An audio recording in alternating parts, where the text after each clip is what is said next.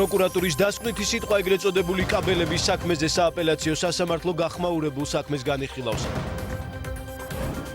ოპოზიციის კრიტიკა და მწვავე განცხადებები პარლამენტში საკანონმდებლო ორგანო მთავრობის ეკონომიკურ ინიციატივებზე მსჯელობს. უვიზო რეჟიმის დროებითი შეჩერების მექანიზმი დამტკიცებულია, როდის უყრის შკენს ევროპარლამენტის საქართველოს საკითხს. როგორ ავირიდოთ თავიდან სეზონური ვირუსი და რა უნდა გავითვალისწინოთ მისი მკურნალობის დროს. რამდენიმე წუთში მოამბის შეკითხვებს დაავადებათა კონტროლის ცენტრის ხელმძღვანელი ამირან გამყრელიძე უპასუხებს.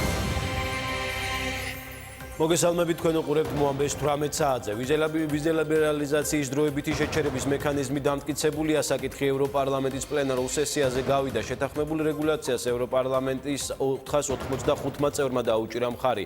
132 კი წინააღმდეგი იყო. ჯერ უცნობია, როდის დადგება დღის ეს რიგში საქართველოს მოქალაქეებისთვის უვიზოდ მიმოსვლის ამოქმედების საკითხი. ევროდეპუტატი არ გამორიცხავს, რომ ეს თებერვალში მოხდეს, თუმცა სტრასბურგში აცხადებენ, რომ გამარტივებული მიმოსვლა ძალაში არ აუგვიანეს 2017 წლის აპრილისა შევა. ევროპარლამენტარებს ქეთევან ქარდავა ესაუბრა. დროებითი შეჩერების მექანიზმს პარლამენტარებმა სტრასბურგში კენჭი უყარეს და დაამტკიცეს. დეპუტატები აცხადებენ, რომ ამ ახალი რეგულაციით, რომლის რეფორმირებაც მოხდა და რაზეც მიმდინარეობდა დებატები და კონსულტაციები ბოლო 7 თვის განმავლობაში, შეძლებენ უკეთ გააკონტროლონ ევროკავშირის საზღვრები, უკეთ გააკონტროლონ წევრი სახელმწიფოები და დაიცვან ქვეყნები არალეგალური მიგრანტებისგან და ასევე ეს იქნება წინაპირობა იმის, რომ არ ღრმავდეს, როგორც ისინი ამბობენ, მიგრანტთა კრიზისი, რომლის მოგვარებაც ორგანიზაციამ ჯერჯერობით ისევ ვერ შეძლო. დეპუტატების გაცხადებით, უკვე ამ რეგულაციის დამტკიცების შემდეგ არ არსებობს წინაპირობა იმის, რომ საქართველოსთვის შეფერხდეს ვიზა ლიბერალიზაციის მინიჭება. ამის შემდეგ, როგორც ისინი ამბობენ, დარჩენილია მხოლოდ ერთი ნაბიჯი ვიზა ლიბერალიზაციის ამოქმედებამდე. ამ ერთ ნაბიჯში იგულისხმება პირველი, ჯერ დროებითი შეჩერების მექანიზმის ძალაში შესვლა. არ ვიცით ეს როდის მოხდება, ევროპულმა საბჭომ უნდა გადაწყვიტოს წევრი სახელმწიფოების თანხმობის შემდეგ. ასევე გავა საკითხი კომპრომისული ტექსტი, რაზეც ეგრეთ წოდებული ტრილოგიის დროს მოხდა შეთანხმება ლიბეს კომიტეტზე 12 იანვარს და ჯერჯერობით ისევ არ არის ცნობილი, თუ როდის შედგება კენჭისყრა ევროპარლამენტში საქართველოსთვის უვიზო რეჟიმის მინიჭებაზე. არის რამდენიმე ვარიანტი, შესაძლოა, რომ ეს კენჭისყრა შედგეს იანვარში ან თებერვლის შუა რიცხვებში. დეპუტატები და ასევე მომხსენებლები საქართველოს საკითხზე ამბობენ, რომ სავსებით რეალურია, თუ აქტიური იქნება ევროპული საბჭო, რომ შედეგი დადგეს აპრილზე ადრე და შევიდეს ძალაში გადაწყვეტილება საქართველოსა და ევროკავშირის შორის უვიზო მიმოსვლის შესახებ, მაგალითად თებერვლის ბოლოს ან მარტის დასაწყისში. ეს, როგორც მარია გაბრიელმა დღესაც აღნიშნა, იქნება დამოკიდებული მხოლოდ და მხოლოდ ევროპული საბჭოს და ახალი თავმჯდომარე ქვეყნის აქტიურობაზე. უკვე დადასტურებულია ინფორმაცია სლოვაკეთის მხარის მიერ, რომ 20 დეკემბერს, როდესაც შეიკრიბებიან ევროკავშირის წევრი სახელმწიფოების მუდმივ მოქმედი ელჩები ბრიუსელში, კომპრომისულ ვარიანტზე მსჯელობა გაიმართება. ევროპული საბჭოს გადაწყვეტილება იყო დროებითი შეჩერების მექანიზმის გაერთიანება უვიზო მიმოსვლასთან. როგორც უკვე იცით, პოლიტიკური შეთანხმება და გადაწყვეტილება საქართველოსთვის უვიზო რეჟიმის მინიჭებაზე სამხრივ მოლაპარაკებაზე გადაწყდა. თარიღების შესახებ ზუსტ ინფორმაციას ვერავინ მოგაწვდით. სამი სცენარია, ან კენჭს უყრით ვიზა ლიბერალიზაციას იანვარში, ან თებერვალში სტრასბურგში, ან მინი სესიაზე პირველ 2 თებერვალს ბრიუსელში. პრეზიდენტების კონფერენცია გადაწყვეტს. ახალი პრეზიდენტი გვეყოლება იანვარში, ამიტომ ნაადრევია საუბარი დეტალებზე დღეს. კიდევ ერთხელ ვამბობ, 15 აპრილს ჩემი აზრით უკვე უნდა გამოქვეყნდეს ოფიციალურად ჟურნალში გადაწყვეტილება. მე ქართველ ხალხს ვულოცავ დამდეგშობასა და ახალ წელს. უვიზო მიმოსვლით ისარგებლებენ ოკუპირებულ ტერიტორიებზე მცხოვრები საქართველოს მოქალაქეებიც. ყველა ვისაც ექნება ბიომეტრიული პასპორტები. 20 დეკემბრის შემდეგ საქართველოსთვის ვიზა ლიბერალიზაციის მინიჭებაზე სავარაუდოდ ევროპულ ინსტიტუტებში უკვე მსჯელობა აღარ შედგება, ვინაიდან შესვენება იწყება ევროპულ სტრუქტურებში და ამ თემაზე გაგრძელდება მსჯელობა და კონსულტაციები 2017 წლის დასაწყისიდან. ერთ-ერთი პირველი იქნება ლიბეს კომიტეტი 12 იანვარს. დეპუტატები აცხადებენ, რომ 2017 წელი იქნება საქართველოსთვის წინ გადადგმული ნაბიჯი ევროინტეგრაციისკენ და ხალხთა შორის კონტაქტის გაღრმავებისკენ და ამის საფუძველს შექმნის უვიზო მიმოსვლა საქართველოსა და ევროკავშირს შორის. ასევე მომავალ წელს იქნება მსჯელობა იმაზე, თუ როგორ მოხდეს საქართველოს უფრო მეტად პოლიტიკური და ეკონომიკური ინტეგრაცია ორგანიზაციასთან და ამის დასტური იქნება მომავალი წლის სამიტი აღმოსავლეთ პარტნიორობის, რომელსაც ბელგიის დედაქალაქი უმასპინძლებს. ეს ქეთევან ქარდავა იყო. როგორ ასრულებს საქართველოს ევროკავშირთან ასოცირების ხელშეკრულებით ნაკის ვალდებულებებს საკითხზე არასამთავრობო ორგანიზაციებმა ერთობლივი პრეზენტაცია გამართეს. სამოქალაქო საზოგადოება ხელისუფლებას აკრიტიკებს და განსაკუთრებულ აქცენტს ადამიანის უფლებების მიმართულებაზე აკეთებს. როგორ პასუხობს მმართველი გუნდი არასამთავრობოებსა და როგორია ოპოზიციის შეფასება. არ არსებობს მკაფიო ხედვა. ძალიან ბევრი რამე არის შესაძლებელი. ყველაზე მეტად იგნორირებული ნაწილი ჩვენი ხელისუფლების. არასამთავრობო სექტორის მკაცრი შეფასებების ადრესატი საქართველოს მთავრობა. მიზეზი კი ასოცირების ხელშეკრულებით ნაკისრი ვალდებულებების შეუსრულებლობაა. მიუხედავად იმისა, რომ ორგანიზაციების ნაწილი საკანონმდებლო რეგულაციებში ასახულ პროგრესზე საუბრობს, მათი თქმით, ჯერ კიდევ რჩება მიმართულებები, რაზეც მთავრობა არ მუშაობს და შესაბამისად საკანონმდებლო ცვლილებები არ განხორციელებულა. განსაკუთრებით კრიტიკულები დღეს ის ორგანიზაციები იყვნენ, რომლებიც ადამიანის უფლებების საკითხებზე მუშაობენ. ჯერ კიდევ მინიმუმ 3 წლის წინ ვაფიქსირებდით, რომ ეს ჩრდილოვანი ბავშვთა სახლები უნდა გაუქმდეს, არ უნდა არსებობდეს, მაგრამ სამწუხაროდ საქართველოს მთავრობას არ წარმოუდგენია გეგმა. საუბარი არის დეკრეტულ შეგულებაზე, რომელიც ასევე უნდა გაიცემოდეს მამებზე და საუბარი არის დეკრეტული შეგულების ანაზღაურების ოდენობაზე და პრობლემა მდგომარეობს იმაში, რომ 1000 ლარი 6 თვეზე არის ძალიან ცოტა ორი ადამიანისათვის. ენერგოპროდუქტების არაეფექტიანი გამოყენება და გაუმჭვირვალე მოლაპარაკებები გაზპრომთან. დღევანდელი განხილვის თემა ენერგეტიკის სამინისტროც გახდა. ოპოზიციაში მიიჩნევენ, რომ ასოცირების ხელშეკრულების სრულფასოვნად დამოქმედებას სწორედ მთავრობა აფერხებს. ხაზრის მოდელი უნდა შეიცვალოს ელექტრობაში და გაზში, უნდა ენერგოეფექტურობის განახლება და ენერგიის კანონმდებლობა და სამოქმედებო გეგმები განხორციელდეს. ჩვენი საბოლოო ამოცანა არის მთლიანად გავახციოთ ამ პოსტსაბჭოთა ჭაობიდან და დავბრუნდეთ სრულფასოვან წევრებად ამ სივრცეში და ამ გზაზე ივანიშვილის თავის პოლიტიკა რა თქმა უნდა არის ძალიან სერიოზული ბარიერი. ძალიან ბევრი საკითხია, რა ვალდებულებებიც აღებული აქვს დემოკრატიის ნაწილში ჩვენ სახელმწიფოს და ცხადია ეს ვალდებულებები უნდა შესრულდეს. კრიტიკას დღეს უპასუხეს საქართველოს მთავრობაშიც, სადაც მნიშვნელოვან პროგრესზე საუბრობენ, თუმცა არ მალავენ, რომ განსახორციელებელი ვალდებულებების საკანონმდებლო რეგულაციებში ბოლომდე ასახვა ჯერ ვერ მოხერხდა. ამ მხრივ იუსტიციის მინისტრი მომავალ წელს განსახორციელებელ პროექტებზე, კახა კალაძე კი ენერგოსექტორში მიღებული გადაწყვეტილებების მოტივებზე საუბრობს.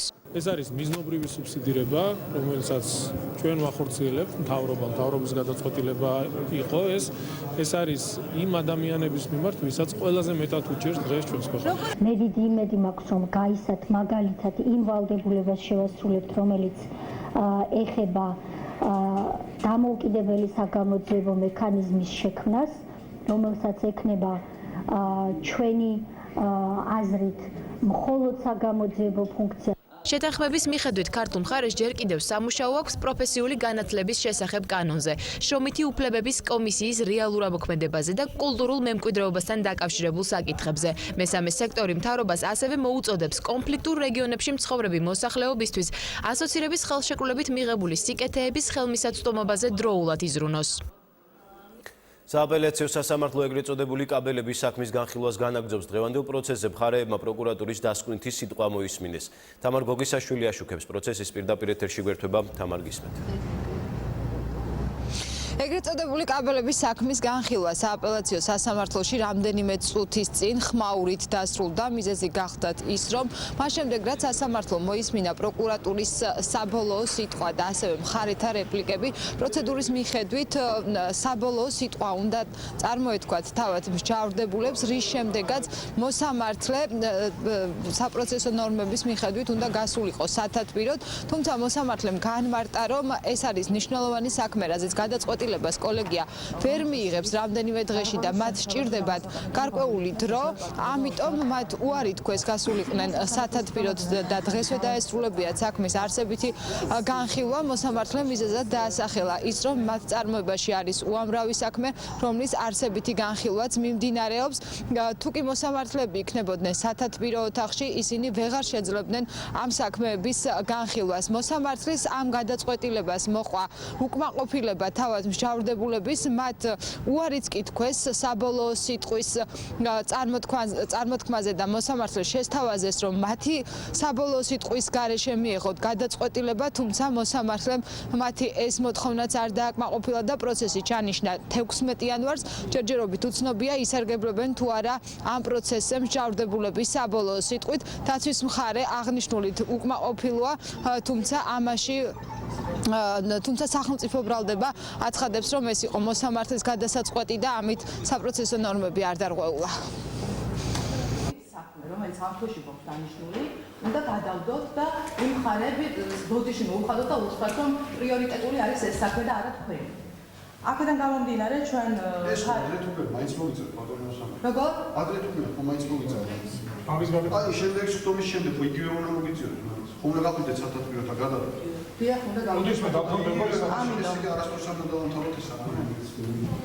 თემამდევნო პროცესი დაგისვამ თავიდან სხდომა გადაიდება 2017 წლის 16 იანვარს 15 საათზე. რასრულებულად აცხადებს სხდომას კარგად.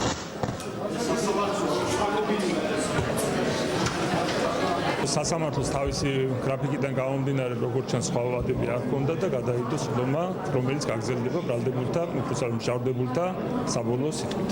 კიდევ ერთხელ გავაკეთეთ აპელირება იმ მტკიცებულებებზე, რომლებიც გახდა გამოტანილი გადაწყვეტილების საფუძველი, გულისხმობ პირველი ინსტანციის სასამართლოს გადაწყვეტილებას და ვფიქრობთ, რომ ეს გადაწყვეტილება სააპელაციო სასამართლომ კიდევ ერთხელ უნდა დატოვოს ძალაში იმ მარტივი მიზეზის გამო, რომ ამ გადაწყვეტილებას არ აქვს სხვა ალტერნატივა. ბრალდებულება ნამდვილად ჩაიდინეს დანაშაულს და ვფიქრობთ, რომ მათ ამის გამო უნდა აგონ პასუხი. ჩვენ ასევე დავინტერესდით ეგრეთ წოდებული კაბელების საქმის ადვოკატისა და თავისუფალი დემოკრატების წარმომადგენლების შეხვედრით პრეზიდენტთან, როგორც ნინო გოგუაძემ განმარტა, ნამდვილად იყო ეგრეთ წოდებული კაბელების საქმეზე საუბარი გიორგი მარგველაშვილთან და პრეზიდენტი დაინტერესდა დეტალებით, რომლის შესახებაც ინფორმაცია მას მიაწოდა ადვოკატმა. რაც შეეხება შეწყალებას, როგორც თავისუფალი დემოკრატები ამბობენ, ეს არის პრეზიდენტის პრეროგატივა და ისინი ასევე სააპელაციო სასამართლოსგან ელოდებიან ჯერჯერობით გადაწყვეტილებას. ამ შეხვედრის შესახებ დღეს განმარტებები გაკეთდა პრეზიდენტის ადმინისტრაციაშიც. გიორგი მარგველაშვილის მრჩეველმა დაადასტურა შეხვედრის შესახებ გავრცელებული ინფორმაცია. პრეზიდენტი ყოველთვის დიდი ყურადღებით აკვირდებოდა კაბელების საქმეს დასაწყისიდან ამ დრომდე, სადაც სასამართლო პროცესი მიმდინარეობს და გუშინ ასევე იყო ამ საქმის ადვოკატი, რათა პრეზიდენტი დეტალურად ჩაეყენებინა საქმის კურსში, საქმის მიმდინარეობასთან დაკავშირებით. საზოგადოებას აინტერესებს, რას აპირებს პრეზიდენტი ამ საქმესთან დაკავშირებით. ეს არის პრეზიდენტის აბსოლუტურად ექსკლუზიური უფლება. გუშინ შევხვდით შალვა შავგულიძე, მე და ბატონი სოსო პრეზიდენტს მივაწოდეთ ჩვენ ხელთ არსებული ყველა ინფორმაცია, მათ შორის ამ საქმის სამართლებრივი მხარე და ეს პრეზიდენტის გადასაწყვეტია, შეწყალების უფლება მისი ექსკლუზიური უფლებაა და დაველოდოთ იგი თავად მიიღებს ამ გადაწყვეტილებებს. ეხლა ამ ინსტანციის სასამართლოს აქვს შანსი, რომ ეს სამარცხვინო ლაქა რაღაცნაირად ჩამოირეცხოს და ცოტა ეს დანაშაული შეამსუბუქოს და ნახოთ რა გადაწყვეტილებას მიიღებენ, იმიტომ რომ ძალიან ნათლად ჩანს ყველა მტკიცებულებით, რომ ეს ადამიანები, როგორც ვამბობდით, აბსოლუტურად უდანაშაულოები არიან. როგორც უკვე გითხარით, საქმის არსებითი განხილვა სააპელაციო სასამართლოში გაგრძელდება 2017 წლის 16 იანვარს, რა დროსაც სასამართლო უკვე მოისმენს საბოლოო სიტყვებს სავარაუდოდ მსჯავრდებულების ჯერჯერობით უცნობია ისინი დღევანდელი სხდომის შემდეგ ისარგებლებენ თუ არა ამ უფლებით. ამ პროცედურის დასრულების შემდეგ კი კოლეგია უნდა გავიდეს სათათბიროდ გადაწყვეტილების მისაღებად. მადლობა, ეს თამარ გოგესაშვილი იყო. 17 საათზე ეროვნულმა ბანკმა ლარის ახალი გაცვლითი კურსი გამოაქვეყნა ამერიკულ დოლართან მიმართ. ლარი მცირედით, მაგრამ გაუფასურებას განაგრძობს. ოფიციალური კურსი თვალ 2 ლარი და 67 თეთრამდე იქნება, რაც შეეხება ევროს ამემართულებით ლარის კურსი თითქმის 3 თეთრით გამყარდა. ხვალ 1 ევრო 2 ლარი და 80 თეთრზე ოდნავ მეტი ეღირება. ლარის გაცვლითი კურსის გაუფასურებაზე დღეს მთავრობის სხდომაზე პრემიერმა ისაუბრა. გიორგი კვირიკაშვილის შეფასებით, რეგიონში ყველა სხვა ვალუტა 100%-ით გაუფასურდა, ლარი კი 60-65%-ით. იმ გეოგრაფიულ არეალში, სადაც ჩვენ ვიმყოფებით, პრაქტიკულად ყველა ვალუტა ჩვენი სავაჭრო პარტნიორი ქვეყნების ყველა ვალუტა გაუფასურებულია. თუ ჩვენ პროცენტულ მაჩვენებლებს შევხედავთ და ამაზე ჩვენი ოპონენტები ხშირად აპელირებდნენ და მინდა ვთქვა რომ ეს იყო აბსოლუტურად საფუძველს მოკლებული წმინდა წყლის პოლიტიკური სპეკულაციები. ეს იყო დაახლოებით 100%-ზე მეტი გაუფასურება ყველა ძირითადი ვალუტის თითოეული ნაბიჯი, რომელსაც ჩვენ ვდგამთ, სწორედ აქეთკენ არის მიმართული, რომ ჩვენს ქვეყანაში შექმნათ სწორი განვითარების პროცესი, ეკონომიკის სტრუქტურული გაჯანსაღება მოხდეს, ჩვენი სავაჭრო ბალანსი გაჯანსაღდეს იმისათვის, რომ ჩვენ ნაკლებად ვიყოთ დამოკიდებული უცხოური ვალუტის რყევებზე და ჩვენმა მოსახლეობამ ერთხელ და სამუდამოდ დაივიწყოს სავალუტო კურსი და შეხედოს მხოლოდ და მხოლოდ ფასთა დონის ცვლილებას და ინფლაციას. კვირიკაშვილს შეუძლია რომ არ იფიქროს ლარზე. არ შეუძლია ხუმსიშვილს არ იფიქროს ლარზე, როდესაც მას შეუძლია რომ სუვენირების შესაძენად ჯიბიდან უცბად ამოიღოს ასტარიანი. მაგრამ ადამიანების უდიდეს კატეგორიას, ჩვენი მოქალაქეების უმრავლესობას, რომლის შეიძლება შემოსავალიც არ იყოს ყოველთვიურად 100 და 200 ვარი, ისინი ლარზე ფიქრს თავს ვერ დაანებდნენ. ამიტომ დროა გამოფხიზლდნენ და მიხვდნენ, რომ ქვეყანაში არის უკიდურესი გაჭირვება და თავისი მავნებლური გადაწყვეტილებებით ამ მდგომარეობას კიდევ უფრო ამძიმებენ. ეს მესიჯი ჩვენ უნდა გავიგოთ სწორად. როდესაც ლარიზაციის პროცესზე მიდის საუბარი და როდესაც საუბარია ამ მიმართულებით ეკონომიკის გაჯანსაღებაზე, ეს მესიჯი არის სწორად გასაგები, შესაბამისად მე ვფიქრობ, რომ ლარიზაციის პროცესი შეუწყობს ხელს იმას, რომ ინფლაციის მაჩვენებელი იყოს დაბალი და წარიმართოს სწორი ეკონომიკური პოლიტიკა. ლარის კურსის კიდევ უფრო გაუფასურებასა და ეკონომიკური მდგომარეობის გაუარესებას პროგნოზირებს საპარლამენტო ოპოზიცია 2017 წელს. განცხადებები ამ მიმართულებით საკანონმდებლო ორგანოში საგადასახადო კოდექსში ინიცირებული ცვლილებების განხილვისას გაკეთდა. ქართული ოცნება ოპონენტების კრიტიკას არ იღებს და მთავრობის ინიცირებული ცვლილებების მიღებას გეგმავს. დეპუტატების პოზიციებს უფრო ვრცლად ახლა ნათია ქენქაძე გაგვაძნობს. ნათია, გისმენთ. საკანონმდებლო ინიციატივის დამტკიცებისა და განხორციელების შემთხვევაში ოპოზიცია ფასების მკვეთრად მატებას და ეკონომიკის გაუარესებას ვარაუდობს. ისინი აცხადებენ, რომ ხელისუფლებამ ქვეყანაში ეკონომიკის გამოსწორებაზე უნდა იზრუნოს პირიქით.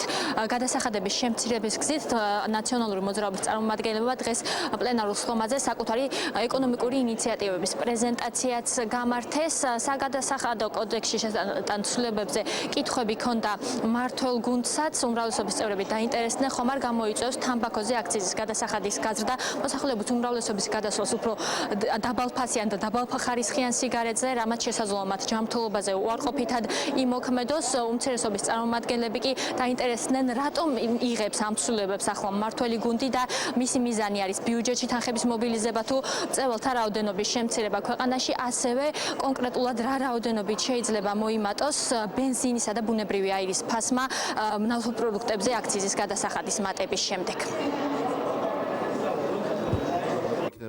მოგცეთ ინფორმაცია რა მექანიზმებია კონტრაბანდის შემოდინების წინააღმდეგ და მეორე ხომ არ გამოიწვევს უფილტრო სიგარეტზე მოხმარებლის გადასვლა და სხვა გაზის კიდევ რისკებს ამ კუთხით. თამბაქოზე აქციზის და არის დაკავშირებული ევროკავშირის დირექტივასთან. შესასრულებლად ვადა, მაქსიმალური ვადა არის 10 წლიანი. რასთან არის ეს დაკავშირებული, რატო ვასრულებთ ამ დირექტივას უფრო ადრე და აქ მიზანი საბიუჯეტო სახსრების მობილიზება თუ თამბაქოს მოხმარების შემცირება. კიდევ კითხვა, რომელიც ეხება საწვავზე აქციზის გაზრდას ნავთობპროდუქტებზე.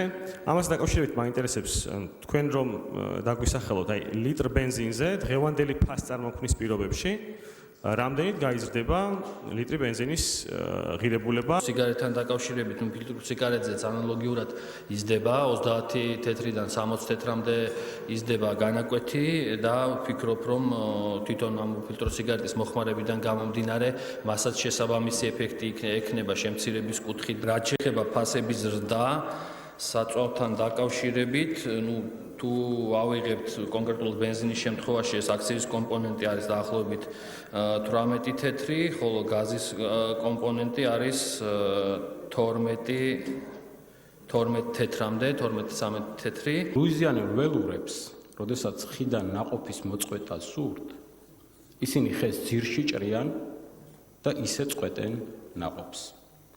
გაზრდილი გადასახადები ეს ნიშნავს თქვენ მოკლათ ის საგადასახდელო ბაზა, საიდანაც ელოდებით შემოსავლებს. 1 დეკემბრიდან დაწყებული გადავღალეთ ერთმანეთიც და მოსახლეობაც კოლეგები ოპოზიციიდან ერთს ამბობენ, ჩვენ მეორეს ვამბობთ, ვერ თანხმდებით და ყველა ერთ პოზიციაზე ვრჩებით. ბიუჯეტთან ერთად წარმოდგენილი კანონპროექტების პირველი მოსმენით განხილვა დასრულებულია, ხვალ პარლამენტის საკანონმდებლო ინიციატივებს უკვე მეორე მოსმენით განიხილავს, რის შემდეგაც მას კენჭს უყრის. მადლობა ნათია ქენქაძე გვერდებოდა პარლამენტიდან პირდაპირ ეთერში. 2017 წლის სახელმწიფო ბიუჯეტის სწრაფ ეკონომიკურ ზრდასა და განვითარებაზეა ორიენტირებული. ამის შესახებ ქვეყნის პრემიერ-მინისტრმა მთავრობის ხდომაზე განაცხადა. გიორგი კვირიკაშვილის თქმით, მთავარი ფინანსური დოკუმენტი პირდაპირ ასახავს მთავრობის იმ ნაბიჯებს, რომელსაც ის ქვეყნის განვითარებისთვის დგამს. საკანონმდებლო ორგანოს მიერ დამტკიცებულ ბიუჯეტს არალეგიტიმურს უწოდებს საპარლამენტო უმცირესობა. რომან გოცირიძის განცხადებით, პარლამენტს ჯერ საგადასახადო კოდექსში შესატანი ცვლილებები უნდა მიეღოს, შემდეგ კი დაემტკიცებინა მომავალი წლის ფინანსური დოკუმენტი. უმცირესობის ბრალდებებს უსაფუძვლოს უწოდებს ფინანსთა მინისტრის მოადგილე. სპეციალისტები კი ბიუჯეტის პროექტში ქვეყნის განვითარებისთვის საჭირო სტრატეგიებისა და პროგრამების არარსებობაზე საუბრობენ. ჩვენი ბიუჯეტი არის მიმართული იქითკენ, რომ ჩვენი ქვეყნის ის პრობლემები, რომელშიც ჩვენ 10 წლეულების განმავლობაში სხვათა შორის ვიმყოფებით და ჩაკეტილ წრეზე ვტრიალებთ, ერთხელ და სამუდამოდ გამოვიდეთ ამ წრიდან და ერთხელ და სამუდამოდ წავიდეთ იმ მიმართულებით, რომ ქვეყანაში გადაიჭრას ის ეკონომიკური პრობლემები, რომელიც ჩვენ გვაქვს დღეს. ეს არის ეკონომიკის სტრუქტურული გაუმჯობესება და გაჯანსაღება. აქ არის ელემენტარული დაუდევრობა. ვინაიდან ყველაფერი გაზდით, რადგან უმრავლესობა უბრალოდ არ დაუკვირდნენ იმას, რომ ჯერ უნდა მიიღოთ ცვლილებები საგადასახადო კოდექსში და გუშინაც მიიღებდნენ ამას, ვერავინ დაუდგებოდა წინ და შემდეგ კანონის შესაბამისად უნდა მიიღოთ ბიუჯეტი. არ დაუკვირდნენ, იმიტომ რომ მათ კანონდარღვევა, პროცედურული დარღვევა არ მიაჩნიათ დასჯად საკითხად. არ არის ეს სწორი მოსაზრება, ვინაიდან ბიუჯეტი მოქმედება 1 იანვრიდან და სწორედ ამას ითვალისწინებს, რომ თამდები კანონები, რომელიც ბიუჯეტის ამოქმედებისთვის არის საჭირო, 1 იანვრამდე უნდა იყოს მიღებული და ეს მოხდება ეს. თუ ჩვენ გვინდა რომ გარკვეული ზრდა ვნახოთ ეკონომიკური პოლიტიკის ქვეყნის განვითარების, აქ აუცილებელია ასევე კონდეს ხელშესახები, ასე ვთქვათ, მიდგომები, პროგრამები, ინიციატივები, სტრატეგიები, ეს ამ ბიუჯეტში მკაფიოდ არ იკითხება. სახელმწიფო აუდიტის სამსახურისთვის გაუგებარი არის საფუძველზე გეგმავს მთავრობა შრომის ანაზღაურების ხარჯების შემცირებას, როგორც აუდიტის განცხადებაშია აღნიშნული. სამსახურმა თავის დასკვნაში 2017 წლის ბიუჯეტის კანონპროექტზე მიმოიხილა საბიუჯეტო ორგანიზაციებში შრომის ანაზღაურების მუხლის მიმართულებით წარმოდგენილი ცვლილებები, რაც გულისხმობდა ბიუჯეტის დაფინანსებაზე მყოფი ორგანიზაციების უმრავლესობაში ადმინისტრაციული და შრომის ანაზღაურების ხარჯების შემცირებას. ფინანსთა მინისტრის მოადგილის განცხადებით კი აუდიტის სამსახურის შენიშვნები ბიუჯეტის პროექტში გათვალისწინებულია. ყველა იქ დასმული საკითხი იქნა ახსნილი და შესაბამისი რეკომენდაციები, სადაც გასათვალისწინებელი იყო, გათვალისწინებული იქნა.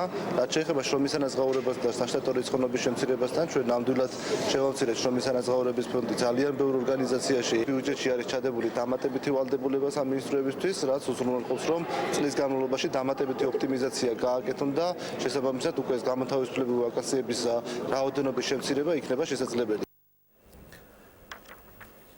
თბილისის 2017 წლის ბიუჯეტზე კი დედაქალაქის საკრებულოს კომისიების გაერთიანებულ სხდომებზე იმსჯელის ოპოზიცია დოკუმენტს აკრიტიკებს და აცხადებს, რომ ის თბილისელების ინტერესებზე მორგებული არ არის. საკრებულოს უმცირესობა მომავალი წლის ბიუჯეტის მხარდაჭერას არ გეგმავს. ძირითადი შენიშვნები კი სოციალური უზრუნველყოფისა და ჯანდაცვის მიმართულებით გამოყოფილ თანხებს ეხება, ასევე კომუნალური ვაუჩერის დაფინანსების თემას. უმრავლესობის პოზიციით ბიუჯეტის პროექტი მოქალაქეთა ინტერესების სრული დაცვით შედგა და მუნიციპალიტეტის ადმინისტრაციული ხარჯი 2017 წელს 22 მილიონით არის შემცირებული. თბილისის მომავალი წლის მთავარი ფინანსური დოკუმენტი დასამტკიცებლად საკრებულოს ხვალინდელ სხდომაზე გავა.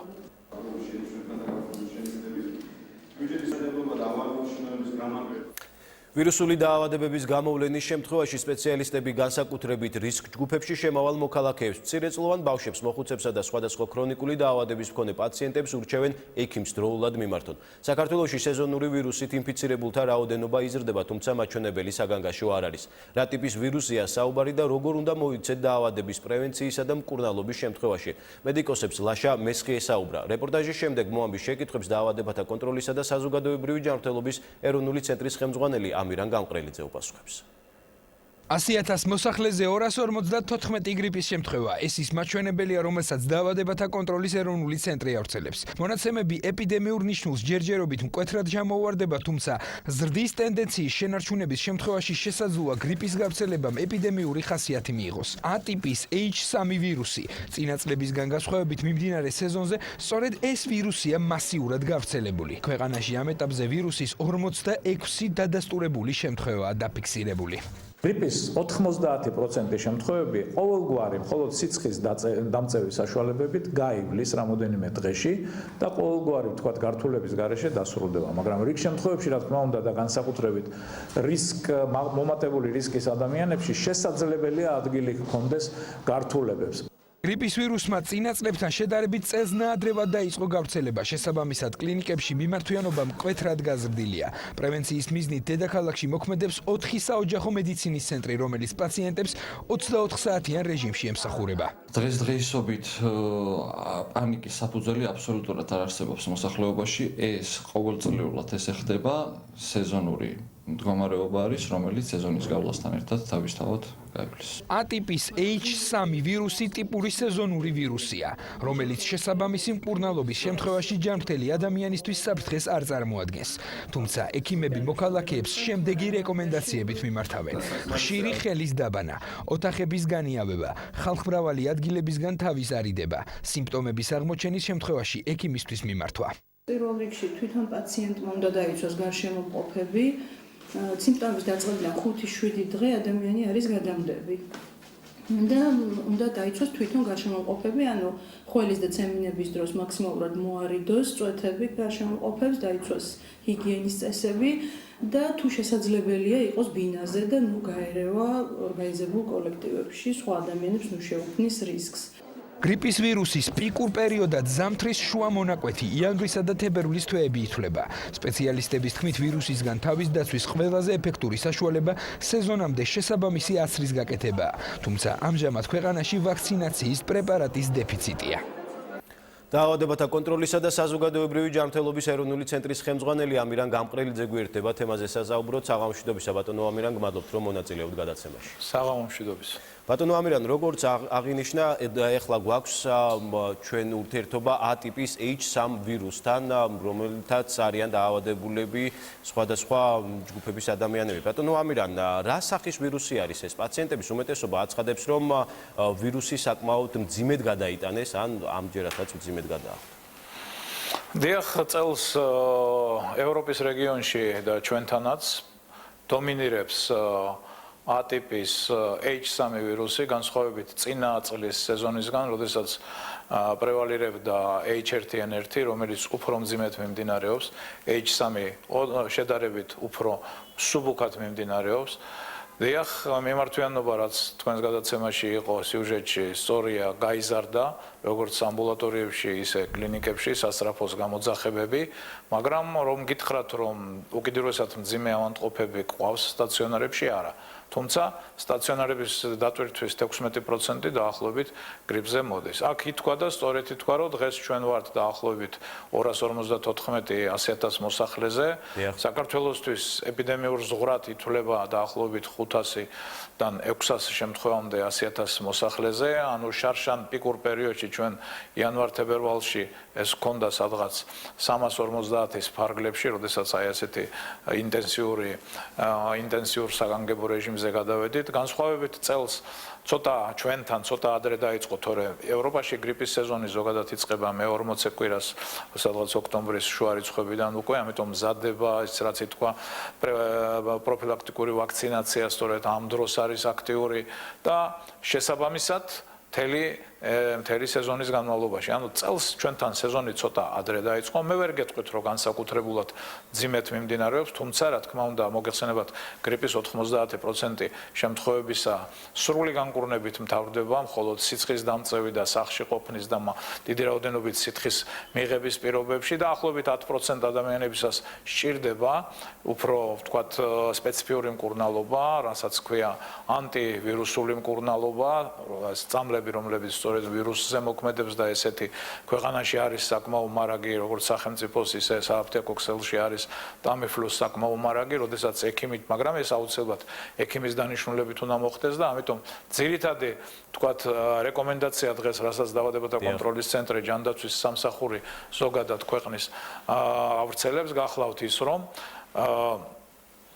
დავიცვათ კაცრად ჰიგიენური წესები, ანუ ხშირი განიავება, ხელების ხშირი დაბანა, სველი წესით ოთახის თუ სამსახურის დალაგება, მორიდება დიდი თავშეყრის ადგილებისა და რაც მთავარია, როდესაც პირველი სიმპტომები ჩნდება გრიპის და ეს გახლავთ მოგეხსენებათ, მაღალი ტემპერატურა, ანუ ცხელება, ძლიერი ინტოქსიკაცია, თავის ტკივილი, სახსრების ტკივილი, კუნთების ტკივილი და ასე შემდეგ, აუცილებელია, რომ ერთი დღეზე მეტი თუა ეს ტემპერატურა, მივმართოთ ექიმს და ექიმის დანიშნულებით მივმოქმედოთ. ექიმი გადაწყვეტს, რომ თქვენთვის საკმარისია მხოლოდ სიცხის დამწევის და ზოგადი დეზინტოქსიკაციური საშუალებები თუ აუცილებელია პირველ 48 საათში უკვე ანტივირუსული მკურნალობის დაწყება და იმის და მიხედვით უნდა იმოქმედოთ. ბატონო ამირა, მოქალაქეების ნაწილი, ვისაც შეხვდა გრიპის ვირუსი, თქვათ გასულ წლებშიც, ვისაც ქონია ანალოგიური პრობლემა და მათ მიუმართავთ ექიმისთვის და აქვთ პრაქტიკაში ანტიბიოტიკი მიღებული. დღესაც შეიძლება ექიმთან რეკომენდაციის გარეშე მიმართავენ იგივე ანტიბიოტიკით მკურნალობას. არ არის სწორი, კიდევ ერთხელ ხაზს უსვავთ ამას.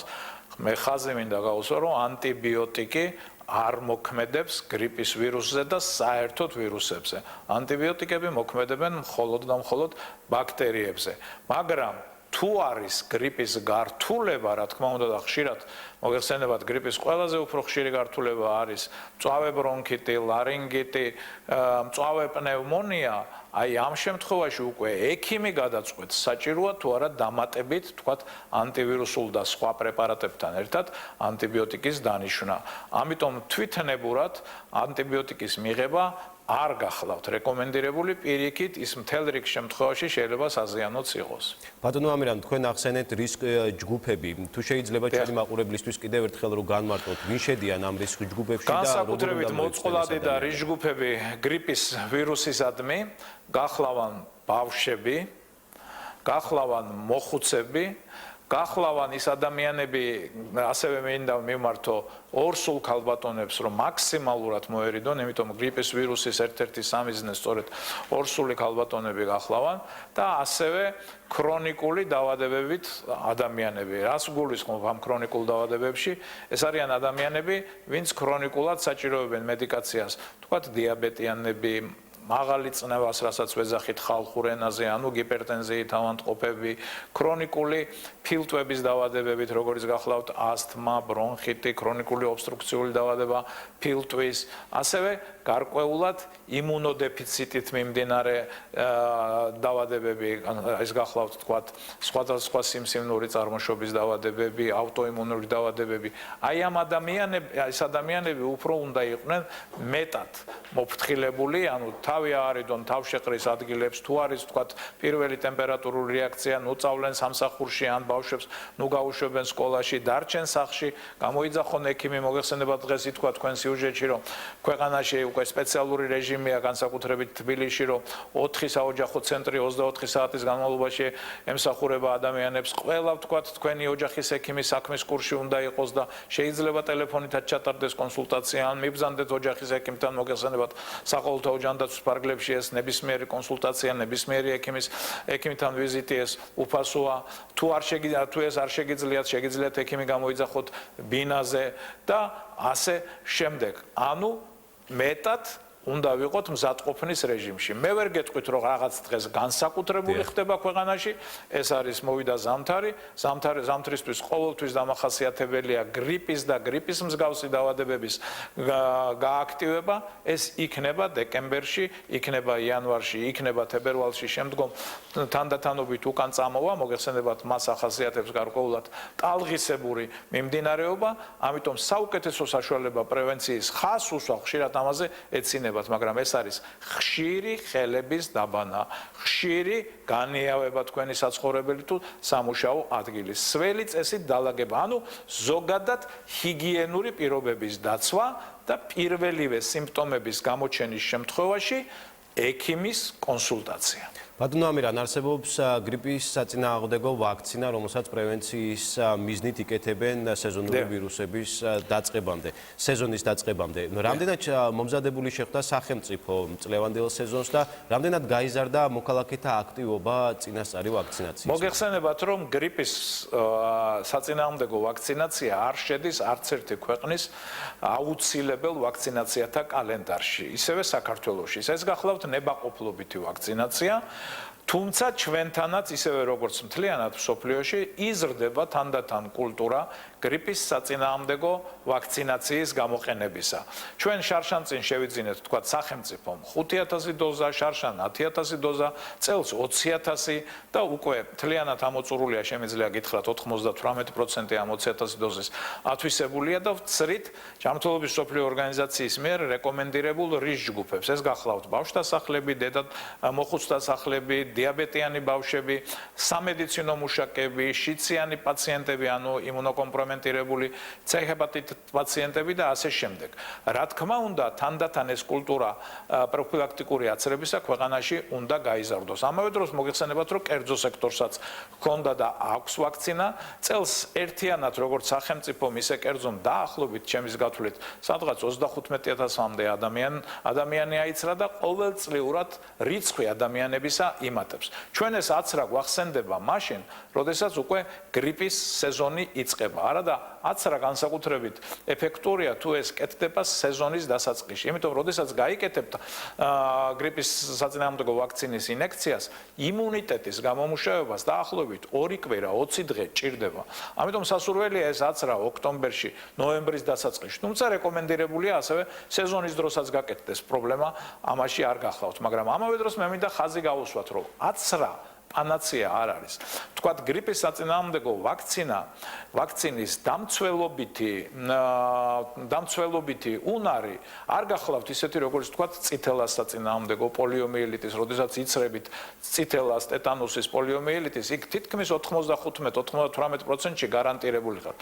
გრიპთან დაკავშირებით ეს დაცვითი უნარი გამოიხატება დაახლოებით 75-დან სადღაც 85%-ის ფარგლებში. ანუ შესაძლებელია იყოთ აცრილი, მინდა განვმარტო მოსახლეობას, მაგრამ გრიპოზული ინფექცია მაინც განვითარდეს. თუმცა განვითარდება შედარებით იოლ ფორმაში. ამიტომ ყოველი სეზონის წინ ჩვენ უნდა მოვემზადოთ. ეხლა თქვენთან გაიჟღერო, რომ დეფიციტიაო.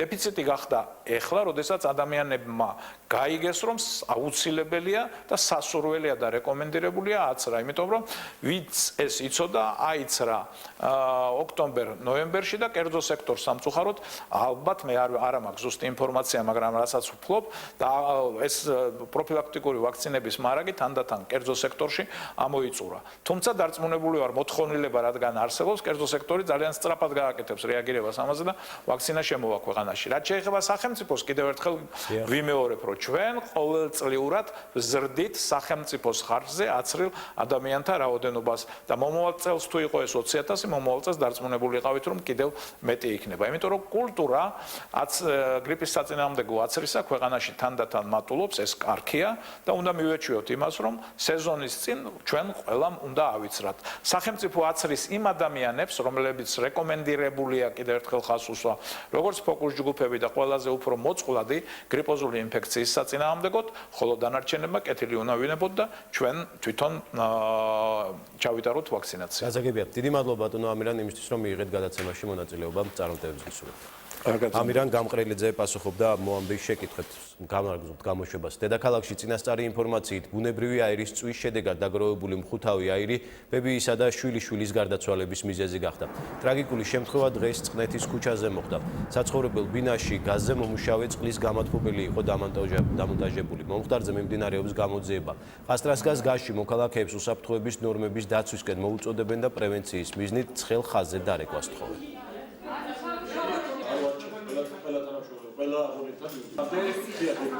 ყოველი ახალი ან გარემონტებული დანადგარის შეძენის შემთხვევაში მიმართონ ჩვენს სერვის ცენტრებს და გვიკავშირდნენ ცხელ ხაზზე 40-40-04 და ჩვენი თანამშრომლები უსასყიდლოდ მინდა მაგას ხაზი გაუსვა მოემსახურებიან დღის ნებისმიერ მომენტში. ბოლო 3 თვის სტატისტიკით მომხდარი ობედური შემთხვევებიდან დაახლოებით 90% გამოწვეულია ხელსაწყოების გამო, რომლებიც თვითრებურად მიერთეს გაზის ქსელს, რომლებიც იყო ჩახსტილი ჩვენი თანამშრომლების მიერ და არ გაითვალისწინეს ჩვენი რეკომენდაციები. პაციენტებთან დაკავშირებით რაოდენობა საკმაოდ მოიმატა, სამწუხაროდ არის ფატალური შედეგები. თვითონ ეს მომწავლებელი განს არ გააჩნიათ სუნი და მოქმედებს როგორც ნარკოზული საშუალება. რას ნიშნავს?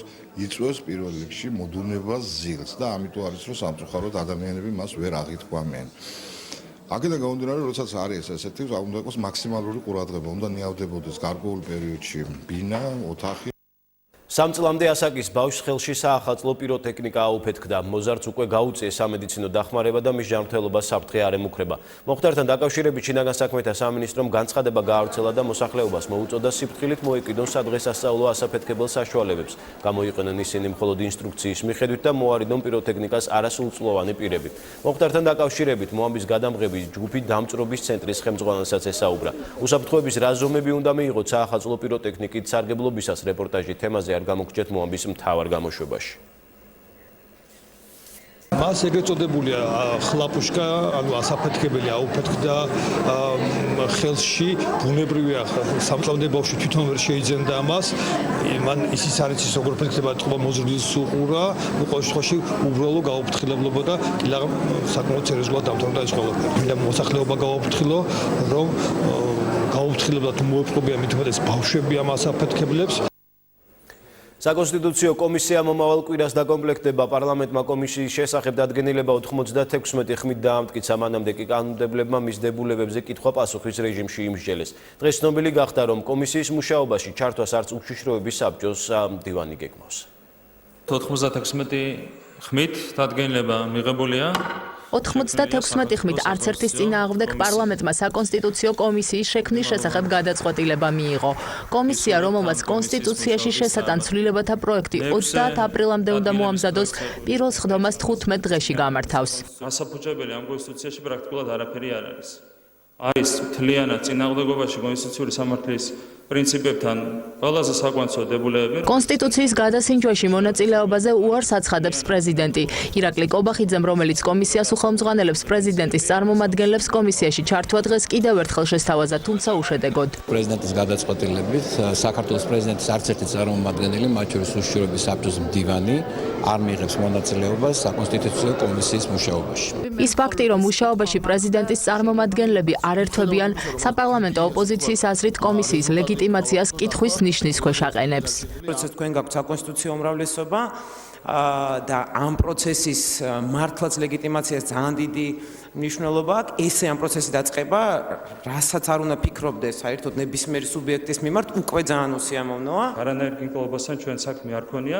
იყო კონკრეტული ფორმატი შემოთავაზებული კონკრეტული ფორმით, საჯარო ფორმით, სამწუხაროდ კონსულტაციისთვისაც კი არ ტოვებდა სივრცეს. საპრეზიდენტო ფორმატი არის არასწორი, არ შეესაბამება კონსტიტუციის არსებულ ლოგიკას. ყველა კითხვა ამ კომისიის ზოგადად პროცესის ლეგიტიმაციასთან დაკავშირებით ამ მრჩეველმა 30 ოქტომბერს გაცა პასუხი, მას შემდეგ, როდესაც პირწმინდა ქართულმა ოცნებამ ყველა მაჟორიტარული ოლქი მოიგო, შესაბამისად საზოგადოება მზად არის ამ ცვლილებებისთვის. კარგია ბატონებო, გაიგონეთ, დიახ, ეს თქვენ მიეცით ამ ბატონებს გადასახადების გაზდის უფლება. დიახ, თქვენ მიეცით ამ ბატონებს რომ ჩაგიძვნენ ჯიბეში. დიახ, თქვენ მიეცით ამ ბატონებს რომ კიდევ უფრო გაგირთულონ ცხოვრება. კონსტიტუციის გადასინჯვაზე 4 სამუშაო ჯგუფი, ჯამში 60-65 ადამიანი იმუშავებს.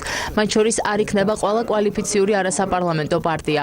ბოლო არჩევნებზე 3% გადალახული ბლოკები და მხოლოდ პირველი ნომერი პარტიის წარმომადგენლები შევლენ კომისიის შემადგენლობაში. არ იყო ეს არჩევნები იდეალური და ნუ 3%-ებს ნუ დავითვლით, ვინ 3% გადალახა თუ ვინ 5%, თორე მერე გაირკვევა, რომ ის 9 მილიონი ხმად ჩემ ქვედა იარუს ზეროს ხედან ამ ბატონებს და ქალბატონებს არ მიუღიათ. კონსტიტუცია შეუსაბამობაშია საარჩევნო კოდექსთან, გადასანაწილებელი ხმები გვრიტებივით გადაინაწილეთ ერთმანეთზე ოცნებამ და ნაციონალურმა მოძრაობამ. ყველა ძირითადი პოლიტიკური პარტია, რომელსაც საქართველოში აქვს ამორჩეველთა ხმების დამოუკიდებლად მობილიზების რესურსი, არის წარმოდგენილი კომისიაში. ჩვენ თუ ჩავსვავთ 20 პოლიტიკურ პარტიას, კომისიის შემადგენლობაში კიდევ ერთხელ ეს რჩევის მიაყენებს სხვა პარტიების რეალურად კვალიფიციური პარტიების მონაწილეობას კომისიის მუშაობაში. პატრიოტთა ალიანსი ასეთ ვითარებაში ალტერნატიული ფორმატების შექმნას არ გამორიცხავს. კომისიის მუშაობასთან და მიზნებთან დაკავშირებით კითხვის ნიშნები აქვს არასაპარლამენტო ოპოზიციასაც.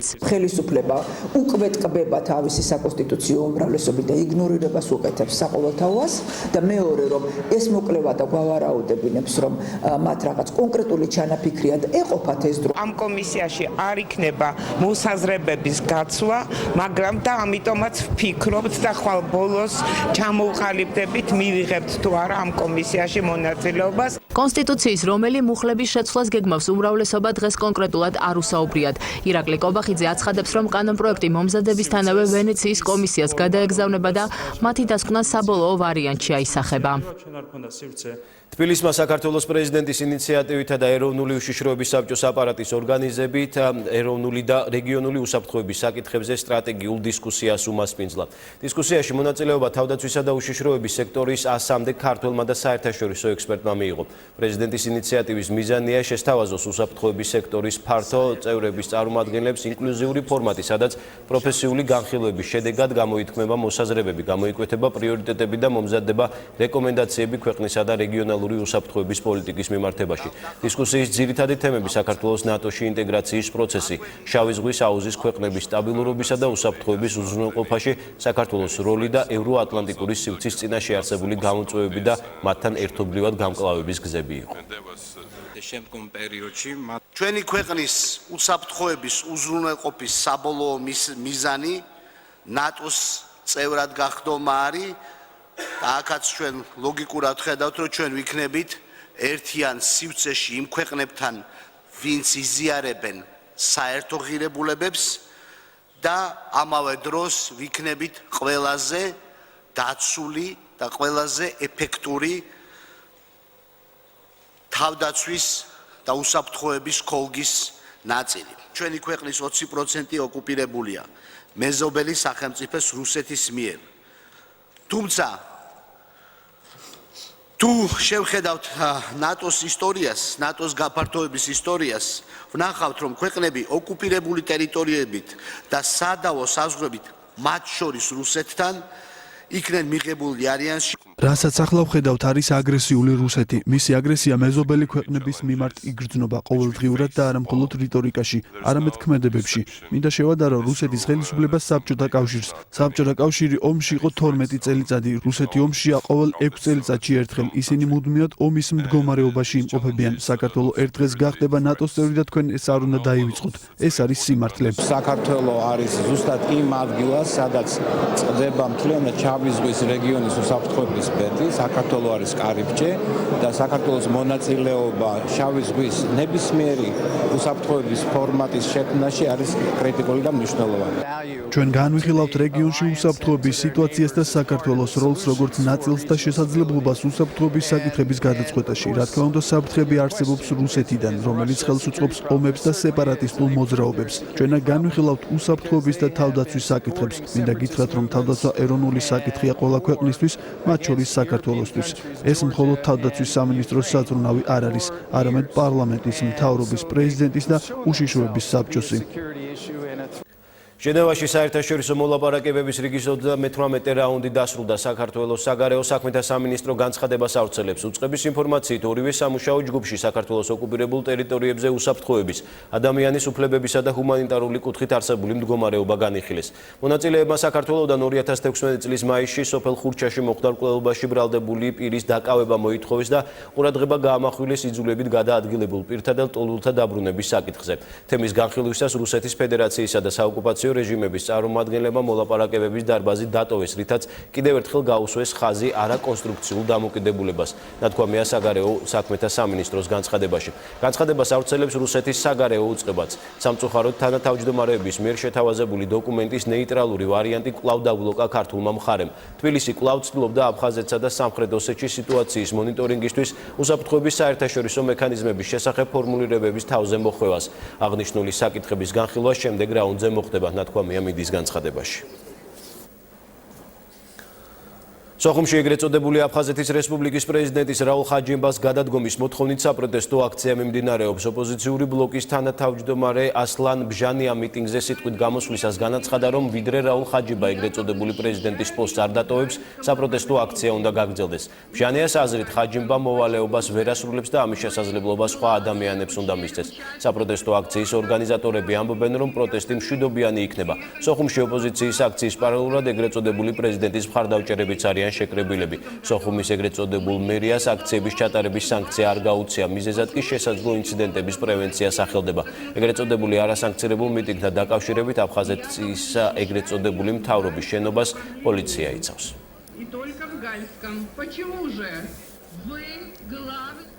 რუსეთის სახელმწიფო კომპანია გაზპრომთან საქართველოს მოლაპარაკება უშედეგოდ დასრულდა. მინსკში გამართული შეხვედრის შედეგებზე ენერგეტიკის მინისტრი საუბრობს. კახი კალაძის ინფორმაციით, გაზპრომის სომხეთისკენ გატარებული ბუნებრივი აირის ტრანზიტისთვის გათვალისწინებული საფასურის მონეტიზაციას ითხოვს. ქართული მხარე კი კვლავ გატარებული გაზის 10%-ის მიღებას. გაზპრომთან შეხვედრას თქვენ იცით, რომ ყოველწლიურად ხდება იმ ხელშეკრულების გაფორმება, რომელიც უკვე წლებია არსებობს, ეს არის ტრანზიტის ხელშეკრულება. კონკრეტულად შეხვედრის შინაარსს რაც შეეხება, მათი მხრიდან იყო საუბარი იმაზე, რომ ჩვენ გადავიდეთ ფინანსურ ანაზღაურებაზე, გატარების საფასურს დღეს ჩვენ ბუნებრივი აირის სახით ვიღებთ მთლიანი მოცულობის 10%-ს. თუმცა ჩვენთვის მათი წინადადება მიუღებელია, ჩვენ გვაქვს ჩვენი მოსაზრებები და ყოველთვის დავიცავთ ჩვენი ქვეყნის ინტერესებს. საქართველოში ახალი ჰიდროელექტროსადგურის მშენებლობა იწყება. ენერგეტიკის მინისტრმა და ანადოლუ ჯგუფის დამფუძნებელმა შესაბამის მემორანდუმს მოაწირეს ხელი. პროექტის საერთო ღირებულება 90 მილიონ ამერიკულ დოლარს შეადგენს. ხელედულა 3-ის მშენებლობა რაჭა-ლეჩხუმი ქვემო სვანეთის რეგიონში ლენტეხის მუნიციპალიტეტში მდინარე ხელედულაზე იგეგმება. ჰესის დადგმული სიმძლავრე 50.77 მეგავატია. საპროექტო ჰესის ელექტროსადგურის საშუალო წლიური გამომუშავება კი იქნება 250 მეგავატსა.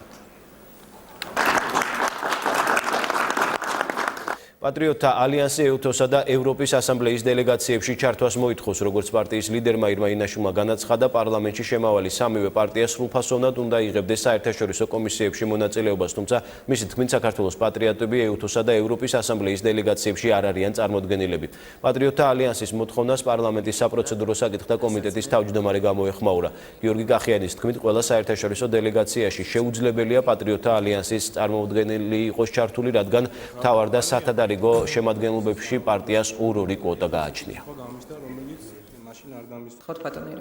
ძალიან სამწუხაროა, რომ კვოტირება მოხდა შემდეგნაირად, მხოლოდ ქართული ოცნება და ნაციონალური მოძრაობა არის წარმოდგენილი ამ კომისიებში, როგორც ორი ბეღურა, ერთმანეთთან შეხმატკბილებული ბეღურები და ამ მნიშვნელოვან კომისიებში, ისეთში როგორიც არის ეუთო, ისეთში როგორიცაა ევროსაბჭო საპარლამენტო ასამბლეა, ჩვენ არა ვართ წარმოდგენილები. ეს არის პოლიტიკური დისკრიმინაცია. მათთან მიმდინარეობდა კონსულტაციები და ბუნებრივია კონსულტაციებისგან გამომდინარე მათი პოზიციები იყო გათვალისწინებული. თუმცა რამდენადაც მივხვდები, მათ შიგნით იყო რაღაც გაუგებრობა, ერთმანეთში რაღაც კონკრეტულ საკითხზე ვერ შეთანხმდნენ. არის 10 დელეგაცია, მათ ძირითად შემადგენლობაში კვოტებიდან გამომდინარე ეკუთვნოდა მხოლოდ 2 დელეგაციაში ყოფნა. ამიტომ ბუნებრივია, რომ ვერ იქნებოდნენ ისინი წარმოდგენილი ყველა დელეგაციაში. მთავრობის ადმინისტრაციასთან მოშიმშილი ნიკა ჩერქეზიშვილის მხარდამჭერი აქცია გაიმართა ახალგაზრდა მსახიობებმა ნაწყვეტის შეასრულეს სპექტაკლიდან შიმშილის ღმერთი. შეგახსენებთ, ჩერქეზიშვილი მთავრობის ადმინისტრაციასთან საგარეო საქმეთა სამინისტროდან გათავისუფლებას უკვე მეხუთე დღეა აპროტესტებს და თანამდებობაზე აღდგენას ან ალტერნატიული სამსახურის შეთავაზებას მოითხოვს. დღეს ღამით მთავრობის ადმინისტრაციის შენობასთან სოლიდარობის ნიშნად პოეტები შეიკრიბებიან. ნიკა ჩერქეზიშვილზე სახელმწიფო სტრუქტურებმა განცხადება გუშინ გაავრცელეს.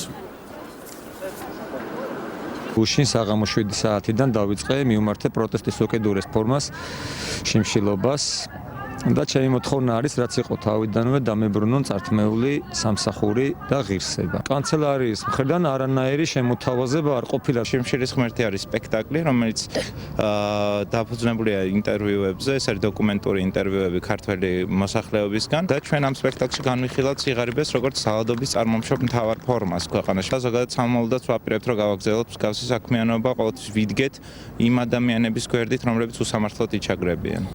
როგორია დღის მთავარი სპორტული სიახლეები, დავით ბანანაშვილი შემოგვიერთდა სტუდიაში. დავით, საღამოში. დღეს თბილისის ოლიმპიურ სასახლეში საქართველოს საკალათბურთო ნაკრების ხელმძღვანელობამ ევრობასკეტისთვის მოსამზადებელი გეგმა შეადგინა, რომლის პერიოდშიც ილიას ზუროსის გუნდი სამ საერთაშორისო ტურნირზე მიიღებს მონაწილეობას. დღეიდან საქართველოს სუპერლიგას და ეროვნულ ნაკრებს ახალი გენერალური პარტნიორი ეყოლება. უფრო დეტალურად ნიკა ბერაძის მიერ მომზადებულ სიუჟეტში. ევრობასკეტ 2017-ის დაწყებამდე 258 დღე რჩება. საქართველოს საკალათბურთო ნაკრები კონტინენტის პირველობაზე მომავალი წლის სექტემბერში ზედიზედ მეოთხე დიასპარეზებს. დღეს ოლიმპიური სასახლის საპრესკონფერენციო დარბაზში ქართული კალათბურთის მმართველი ორგანოს ხელმძღვანელობამ ის გეგმა წარადგინა, რომლის მიხედვითაც ნაკრები ევრობასკეტისთვის მოემზადება. ხელმძღვანელობა მაქსიმალურად გაითვალისწინა თუ რა გეგმით, რა მოდელით, რა მონახაზე გააჩნია მწვრთნელთა შტაბს, ასევე მოთამაშეებს. გამომდინარე აქედან ვფიქრობ, რომ სავსებით გვაკმაყოფილებს ეს მოსამზადებელი ეტაპი და ვფიქრობ, რომ ეხლა ჩვენი ამოცანა არის, რომ მაქსიმალურად უდანაკარგოდ გამოვიყენოთ ეს მოსამზადებელი ეტაპი. ილიას ზუროსის გუნდი თელ-ავივში გამგზავრებამდე სამ საერთაშორისო ტურნირზე, ლიტვაში, საბერძნეთსა და საქართველოში მიიღებს მონაწილეობას. ქართველი კალათბურთელების მეტოქეები ევროპის წამყვანი საკალათბურთო გუნდები იქნებიან. ძალიან მნიშვნელოვანი წელი გვაქვს წინ.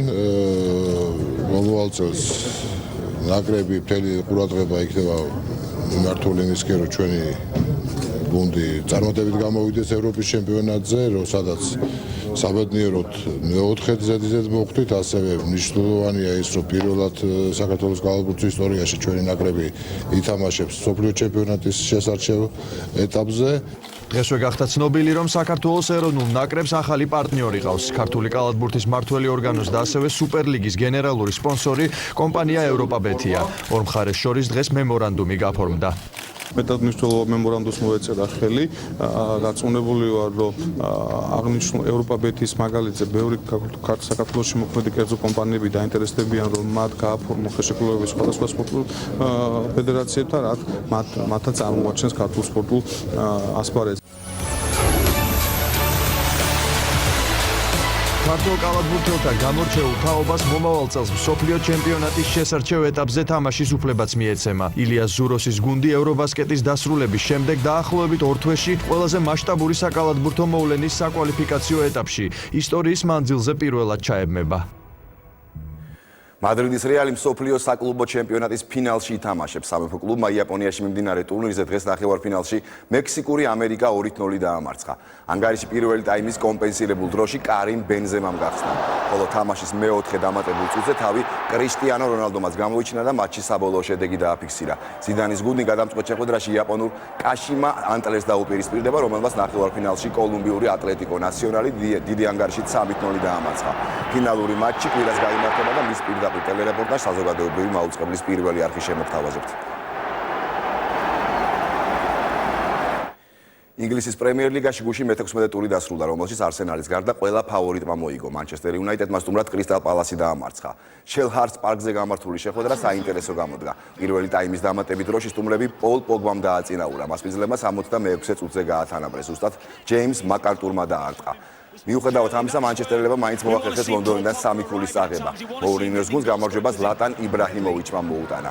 ვეტერანმა შვედმა 92 წუთზე პოლ პოგბას პასის შემდეგ გაიტანა იუნაიტედის აქტივში 16 ტურის შემდეგ 27 ქულაა. მანკუნიანელები ჯერჯერობით მე-6 ადგილზე არიან. პრემიერ ლიგის ლიდერი კი ლონდონის ჩელსია, რომელმაც ბოლო 10 შეხვედრიდან 10-ვე მოიგო.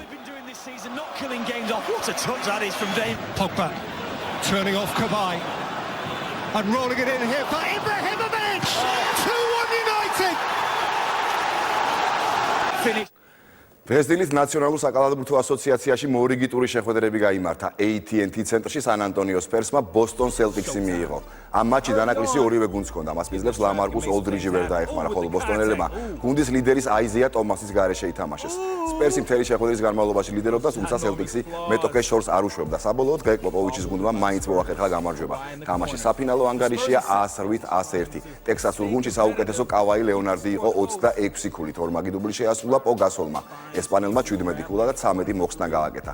სან ანტონიო დასავლეთ კონფერენციაში კვლავ მეორე ადგილზეა და 2 წაგებით ჩამორჩება ლიდერ Golden State Warriors.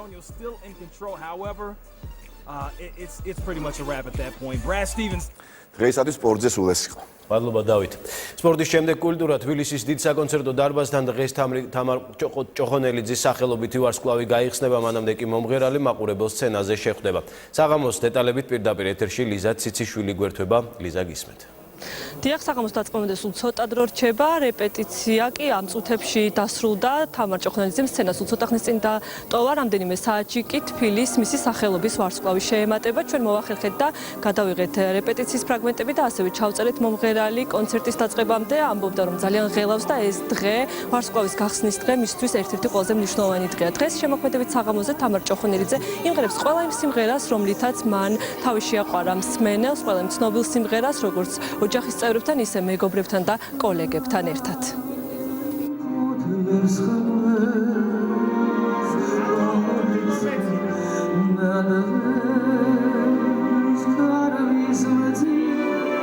მინდა რომ აი უკვე გადავლილი იყოს, თან არც მინდა, იმიტომ რომ ხო ხედავთ ჯერ როგორ მდგომარეობაში ვარ, არც მომზადებული, აი თითქოს არც ჩაცმული ვარ, არც მაკიაჟი მაქვს, არც რაღაც, ანუ განწყობა მაქვს რაღაცა სარეპეტიციო, მაგრამ რისთვის?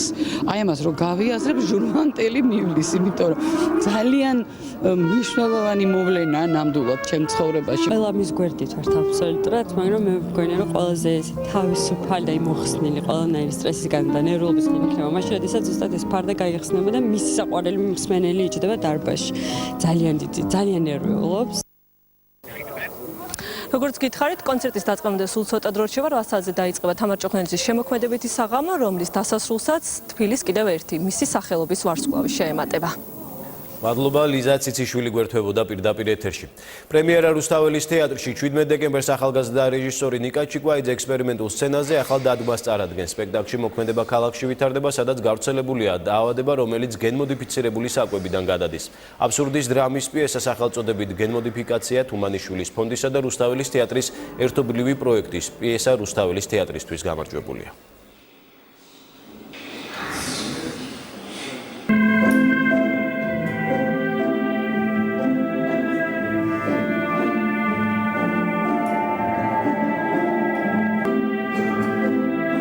გენმოდიფიკაცია სათაური ამ შემთხვევაში გვევლინება როგორც პოლიტიკური ტერმინი, რაღაცა ხელოვნურად შექმნილი ეპიდემია, რომელთაც დაავადებულია საზოგადოება. Როგორი უქმი, გულგრილი, უსუსურია იმის მიმართ, რაც ქვეყანაში ხდება. როცა მუშაობ ახალგაზრდა კაცთან და როცა არ იცნობდი მანამდე, ყოველთვის რაღაცას სწავლობ, ახალს აღმოაჩენ და გამოცდილებისთვის ძალიან საინტერესო არის ეს ყველაფერი და ეს აბსურდი, რასაც ჩვენ გავითამაშებთ ამ ექსპერიმენტულ სცენაზე, ვფიქრობ, რომ საზოგადოების გარკვეული ნაწილი რაღაცა ძალიან ბევრ აღმოჩენებს იპოვის. მოამედ 18 საათზე ამით დასრულებულია. დიდი მადლობა რომ გვიყურებთ. დარჩით საზოგადოებებს. ხვალამდე.